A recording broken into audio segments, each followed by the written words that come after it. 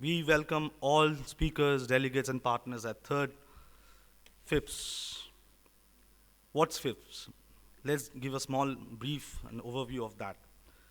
Government of India has initiated the ambitious Pradhan Mantri Jan Dhan Yojana for effective financial inclusion in the country. Aim of PMJDY is to ensure access to various financial services like availability of basic savings bank account, access to need-based credit, remittance facility, insurance, and pension to the excluded section, the weaker sections, low-income groups. This deep penetration at affordable cost is possible only with the effective use of technology. On the other hand, innovation in payment systems will be critical to accelerate financial inclusion. In line with Government of India's vision for financial inclusion and the various aspects of payment system, elets Technomedia is proud to organize third conference on financial inclusion payment systems, which is known as FIPS. I, on behalf of elets Technomedia, welcome all of you. We'll start the inaugural. Just before that, can we just play a short 1-minute video about this FIPS conference?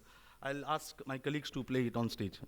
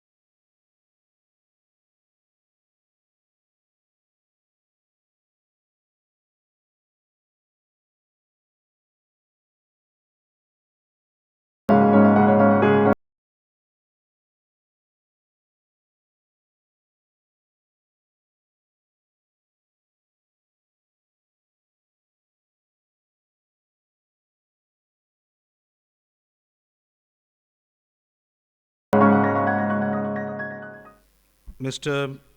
K.V. Brahmaji Rao, Executive Director, Punjab National Bank, who are playing a pivotal role in terms of financial inclusion in the country.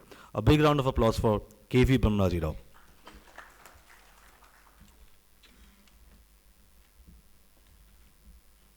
Thank you very much.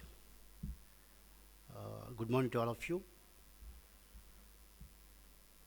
Dr. Vinaya Sahasrabudhe, in his absence here, Mr. Ajay Bhushan Pandey, Mr. Chandrasekhar Ghosh, Mr. Rakesh Sethi, and Mr. Ravi Gupta. And August gathering here and friends from media. Friends, financial inclusion. Financial inclusion is a buzzword as on date for all of us. So thinking from thrusting on us to opportunity, now probably from opportunity to profitability. Dr. Vinay has put in very nutshell, very nicely with the brief views that what are the gaps and what are the challenges, and he talked about solutions also. And he put thrust on execution. Execution. Just now I have been talking with Mr. Chandrasekhar also. We have been discussing that execution is very important. That pivotal aspect as on date for each and every area of operations. It comes to my mind when I talk about, think about financial inclusion, the inclusive growth. The inclusive growth and financial inclusion are probably embedded into each other. We cannot see both the things apart. It is inseparable things. So growth, it's a universal thing, that aspect that every economy, every country, for that matter, every individual, and every one of us would like to have it. So the inclusive growth, so the opportunities for everybody equally, not only creating opportunities and making those opportunities available to everyone in the country. Otherwise, the growth is very uncertain. It's proved in our country, everywhere. See, if you take, the history of the growth of the country, between 50 and 1950 and 80, our growth used to be, maximum 3.5%. After that, post 80, went up to 6%. After that, probably 2006, 2007, it went up 9.3, 9.4%. But from there, it came down, despite the fact that per capita income is increased, as Mr. Ajay told. And despite that, that there is a containment, on the growth rate of the population. So this happened because of the uncertainty because the growth is not inclusive. Then it was thought that the inclusive growth is very important. So then many aspects are taught, many initiatives have been taken. We have been seeing for the last 10, 15 years in the financial reforms. If you go back in the history, a little back, financial inclusion is there all the times. It has been thought long back. But it was not the actual nomenclature. So it was the financial inclusion advented, for long so many years, starting from nationalization of the banks in July 1969.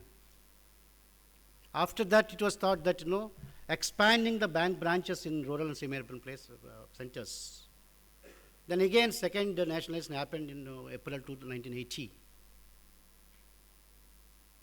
Then establishment of RRBs, cooperative banks, and after that, microfinance institutions are coming to the existence. Lead bank scheme, SLBC, and before that, green revolution, white revolution, thought of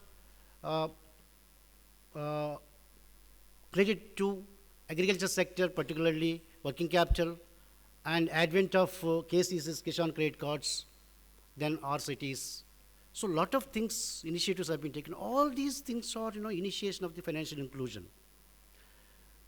These things are, supported for the growth of 9.5% in 2007. Now, since it is slipping down, so the certainty and stability of the growth is very important. So then thought financial inclusion, nomenclature, or thought of that in a or coordinated manner or organized way. So then established the committee headed by C. Rangarajan in 2008 on financial inclusion. Apart from various suggestions, that the major suggestion is extending credit to the deprived people, particularly weaker sections. Then, now because there are gaps, the execution part is not up to the mark, results are not up to the mark, and the present government, it's a vision of Honorable Prime Minister.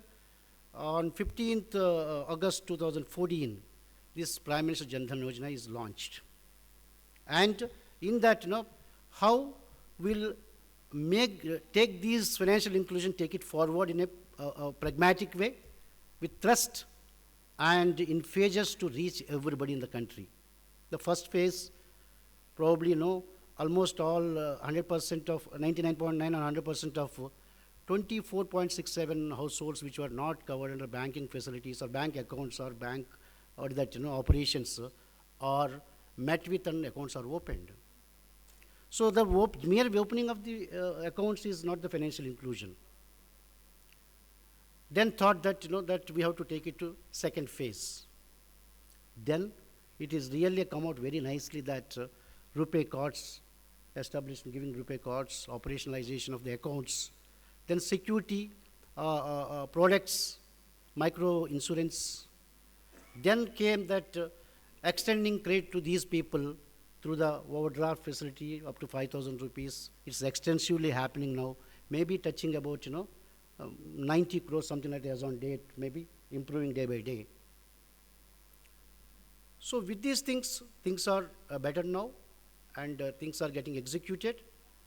But after that, one more aspect, what RBI initiatives that, giving licenses for differentiated banks, of course, Bandhan Bank, he has explained about what's happening there.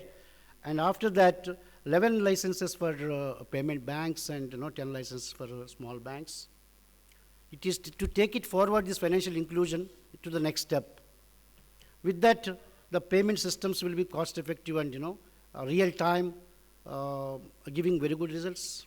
Coordinating commercial banks and these payment banks and small banks together, and take the small and microfinance forward through Prime Minister Mudra Yojana, and things are happening.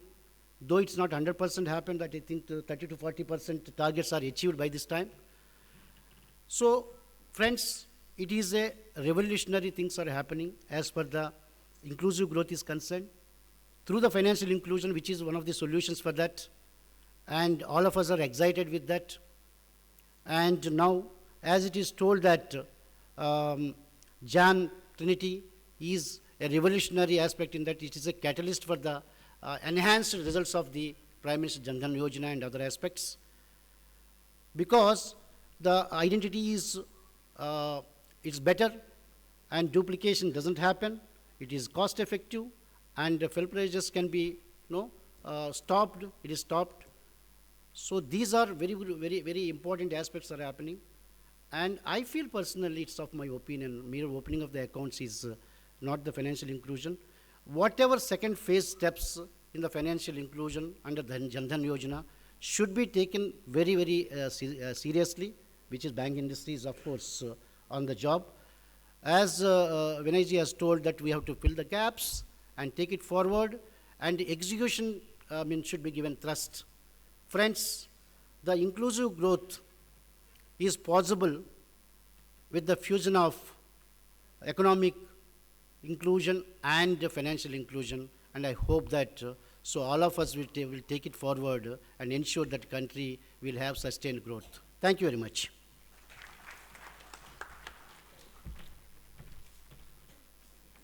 Thanks, KV Brahmaji Rao, Executive Director, Punjab National Bank.